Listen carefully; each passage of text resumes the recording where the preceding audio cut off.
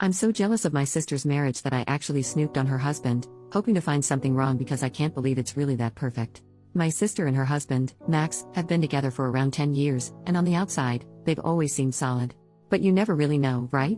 Honestly, I kind of assumed they were putting on a front, probably because I've never had a relationship that felt as genuinely happy behind closed doors. Well, now I do know. I've been staying with them for the past 3 months after my ex cheated on me, and they took me in without a second thought.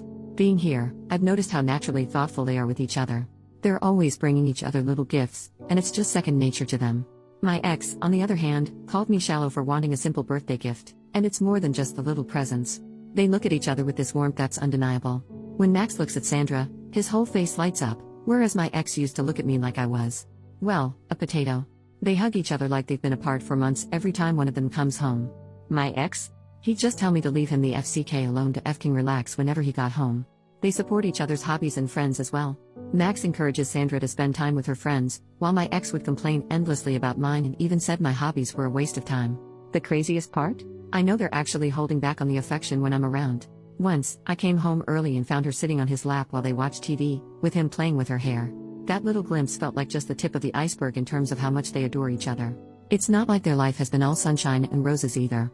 They've been through some seriously tough stuff, deaths, a miscarriage, job setbacks. The kind of things that can break people apart, but they've made it through together. At first, I couldn't wrap my head around it. I honestly thought that relationships like theirs were just Hallmark bullcrap. I convinced myself that everyone's relationship eventually turns into a daily grind once the honeymoon phase is over. So, I snooped on Max's phone. I just couldn't believe that he could really be this great. But all I found were totally normal messages. Even with his female friends, everything was just friendly. He talked about Sandra a lot, even mentioned how much he loves her. I felt so guilty afterward that I confessed. Surprisingly, they forgave me. Sandra even took me out for the day, just the two of us, and shared that she'd been in some terrible relationships herself before she met Max. She said those experiences helped her recognize red flags so that when Max came along, she was ready to appreciate someone healthy and genuinely good for her. She's also gone to therapy for a long time, and she says it helped her learn how to make healthy relationship choices and be a good partner herself. They even offered to cover the cost for me to start therapy, since my insurance isn't great. I thought that was really generous, and honestly, I feel like it's what I need.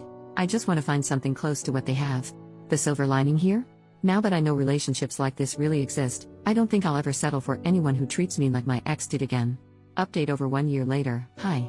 I'm the psycho who snooped in my brother-in-law's messages just because I thought it was impossible for men to be great to their partners. A lot has happened over the last year or so and I'm not sure exactly where to start, so I'm going to use a list format and just write stuff in whatever order it comes to mind. 1. I started therapy very soon after my post. My first therapist wasn't great, so my sister Sandra encouraged me to find another, and my second one was awesome. I'm still seeing him once every 2 weeks. He's helped me a lot with healing from the trauma of my last relationships and also learning how to relate to others in a more healthy way in every part of my life. He also really helped me learn how to manage bitterness and jealousy, finding the underlying causes and working on those. 2. I moved out of my sister and brother-in-law's house after a couple months. 3. It turns out that my sister and brother-in-law were secretly very livid about the snooping, but they appreciated that I'd confessed on my own and decided to be kind and help me. They decided that if I took advantage of the help they offered and put effort into being better, they would forgive me. I didn't realize how close I was to making my sister go low contact with me. Thankfully, I did take their help. 4. I'm not upset seeing how loving my brother-in-law is to my sister anymore. I'm happy for her. 5. They became foster parents after I moved out and are now in the process of adopting a little girl they've been fostering. They are literally the perfect people to be nurturing a traumatized child. They're doing so great, and the little girl, Maddie, is doing so much better than when she was first placed with them. She's an amazing girl, and she and my sister and brother-in-law are so lucky they've all found each other. 6. I've been single the whole time. That was on purpose. A few months ago, though, I determined that I'd be open to dating again. I didn't want to actively do anything, no dating sites, but I decided for myself that I wouldn't purposely avoid dating anymore.